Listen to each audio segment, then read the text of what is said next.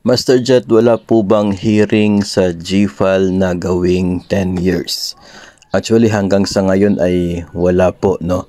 Yung GFAL ay nananatili na one-time offer ng GSIS at nananatili na tanging 6 years lang yung term. So, yung mga nag-avail ng GFAL before na nag-i-exist pa rin yung GFAL nila ngayon ay wala pa pong chance na ito ay magiging renewable o kaya ay pwedeng ma-extend, no? Parang ang nangyayari ngayon ay hihintayin na lamang ninyo na matapos yung term ng inyo pong GFAL.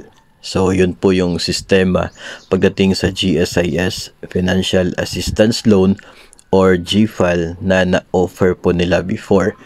Malinaw naman yan from the very beginning na talagang ito pong GFAL ay one-time offer at non-renewable.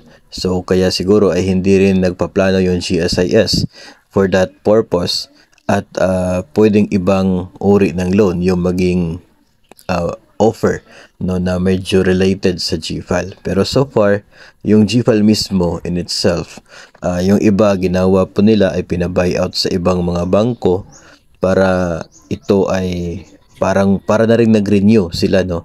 Parang yung nangyayari ay parang related doon sa pagre-renew.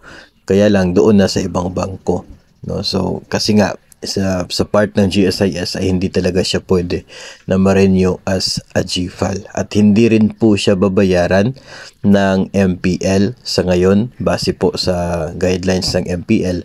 Hindi rin po nila kasali sa binabayaran yung GFAL. So, parang nandyan lang talaga siya until the end of the loan term.